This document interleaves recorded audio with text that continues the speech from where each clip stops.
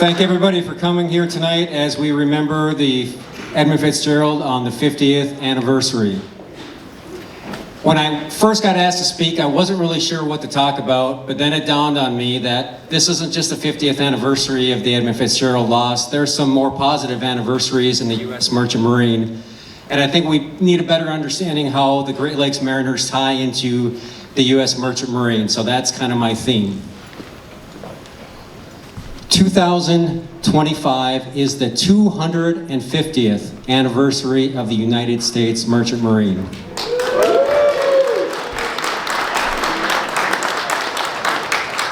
June 12th, 1775. That date precedes any other dates that our armed forces started on.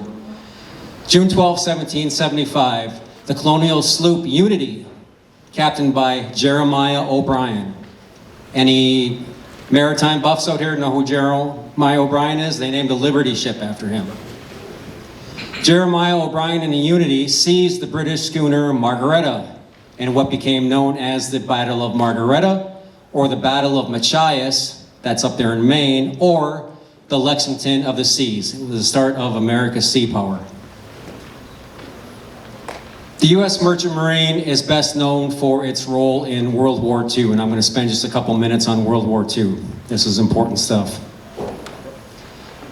At the dawn of World War II, our ships were being picked off like ducks in a shooting gallery.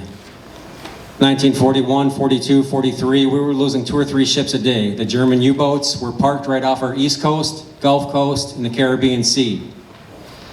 Had this trend continued, we'd all be speaking a different language right now.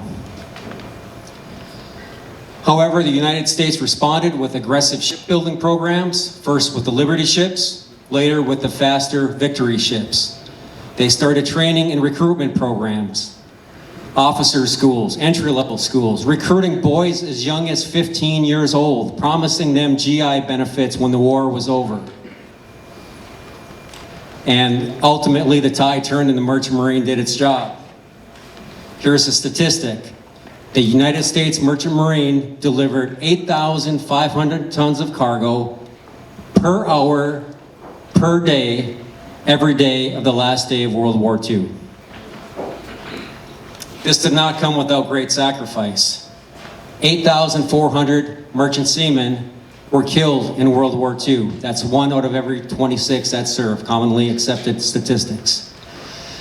That's a higher casualty rate per capita than any armed service branch of the United States in World War II.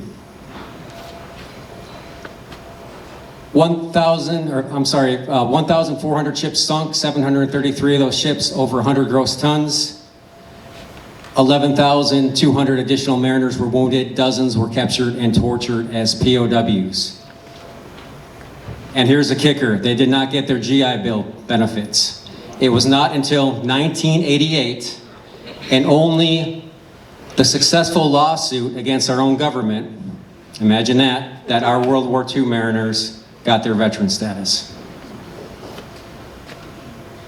Moving on, Korean War.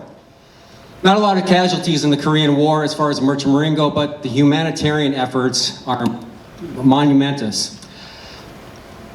1.5 dozen ships evacuated thousands upon thousands of refugees in the Korean War, and that's the next anniversary. December next month is the 75th anniversary of the Hungnam evacuations following the Battle of the Chosin Reservoir. One ship alone, the SS Meredith Victory, carried 14,000 refugees in one boatload. Captain Leonard LaRue left the port of Hungnam with no pilot, no tug, in a harbor laid with mines, and delivered those 14,000 refugees safely 3 days later. There were no casualties, and there were 5 babies born along the way. 3 nights ago, I was at a veterans function in Washington, D.C., and I met a Korean man who was almost 75 years old. He was the first baby born on the Meredith Victory. Vietnam. No matter what you think, or regardless of how history remembers the Vietnam War, our merchant mariners were there. Many ships were damaged, a couple ships were a total loss, over 40 mariners were killed. Towards the end of the war, a crew of merchant mariners was held hostage. The Cold War, it was our civilian mariners who manned the surveillance ship that tracked the Soviet submarine. How many here have heard of the training ship of Great Lakes Maritime Academy, the state of Michigan? That was built as a surveillance ship to track Russian submarines during the Cold War. Desert Storm, Desert Shield, 6-week conflict, 100-hour war. Why was it a 100-hour war? Because our merchant marine was there. The military supplies, ammunition, everything was there, pre-positioned. It was brought quickly to its destination, and meanwhile, we brought ships out of mothballs that hadn't sailed since Vietnam. Had it been an extended conflict, everything would have went great.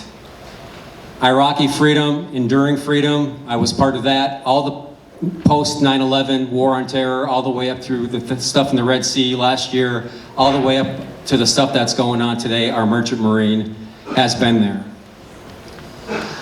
So what does that all have to do with the Edmund Fitzgerald and the Great Lakes? Well, the public doesn't consciously realize that our sailors on the Great Lakes, the crew on the freighters, the crew on the tug and barges, the research vessels, the tugboats, the excursion boats, this is our freshwater merchant marine. Going back to World War II, the Sioux Locks, at one point in time, some records indicate had 12,000 troops guarding the Sioux Locks with passive defense mechanisms in place because our government knew if the Sioux Locks went down, we'd have lost World War II. To paraphrase something I read in a book about the Great Lakes' contribution to World War II, the heart of the arsenal of democracy is the industrial region of the Great Lakes, and its blood is the iron ore that moves from Lake Superior down to the steel mills. Now, who does that work? The Great Lakes Merchant Marine. Members of the International Shipmasters Association have carried that ore and all the other goods on the Great Lakes since the founding of this nation. The Merchant Marine slogan is, "In peace and war." In peace, our Great Lakes mariners hold up the nation's economy. In times of conflict, when it's time to build ships and tanks and Humvees and all that other good stuff, we're carrying the ore as we have done historically through all of the nation's conflicts.